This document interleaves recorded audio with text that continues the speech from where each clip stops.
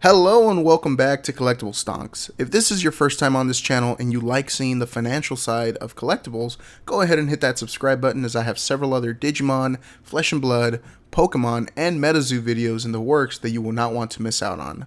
So about a month and a half ago now, I made my first Digimon TCG video regarding how I believe that the special release booster version 1 box is undervalued. While I still believe this to be the case, I can't ignore the fact that reprints are coming for both the 1.0 and 1.5 boxes very soon. The question though will be exactly how much we will actually be getting. If those reprints are extensive, then we will likely see a big price retracement. However, if the reprints are minor, then I honestly don't see them dropping in value that much given the demand for this TCG. Now, when I made that video, the current price for the 1.0 booster was roughly $180 to $200 a box. As of today, that same price has gone up to about $230 to $260 a box, which is roughly a 15 to 25% increase in value. That's pretty dang good considering that only a month ago people believed that the boxes were not worth that amount. However, there are a few reasons for this uptick in pricing and the uptick in demand. The primary one being that the alternate art cards are worth a decent amount, and don't even get me started on the Omnimon card. Before I get into some of the alternate art cards, let me start by explaining some of the pull rates from these boxes and some of the value that those cards possess. I will mainly be focusing on the super rares and secret rares in this video, so I do apologize in advance if I miss any other card that you think has some strong value. But back to the pull rates, you are estimated to pull a total of 9 hits per box. 7 of these hits are of the super rare rarity, and 2 of those hits are of the secret rare or alternate art rarity. Now, the super rare slot holds some nice value. Most of the super rare cards start selling at around $10, but some of the bigger hits, such as Omnimon, can sell for upwards of $100. That Omnimon is of the regular super rare, not the actual alternate art, which is a whole different price.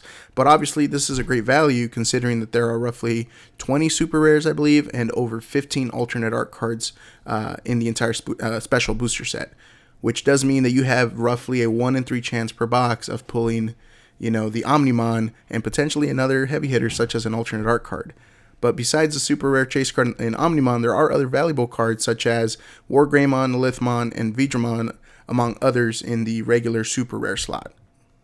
But as I'm sure most of you know, most of the expensive cards are alternate art cards. These cards are of the super rare rarity and are some of the most beautiful cards in the game. And thus far they've been the most valuable as well, with some regular super rares being exceptions such as Omnimon. But of course, these cards are selling for a minimum of $30, with the most expensive one being, you guessed it, the alternate art Omnimon.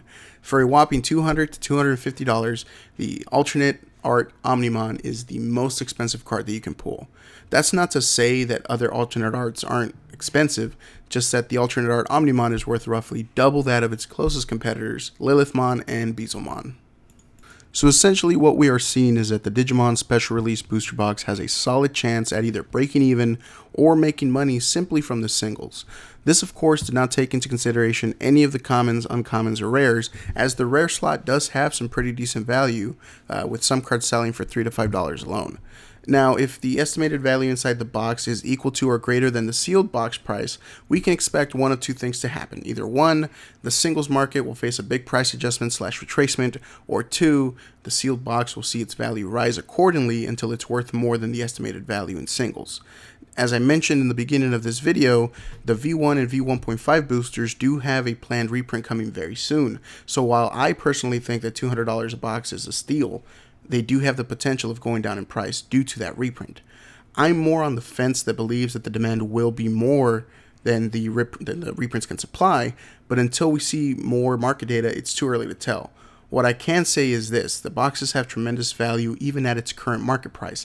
The game has been a huge hit and is one of the primary reasons why we are having such a hard time getting product. As soon as I start to see the market hit with restocks and reprints, I will make another video detailing the market conditions at that time, and also seeing how prices have changed for several of these singles and the prices for the boxes.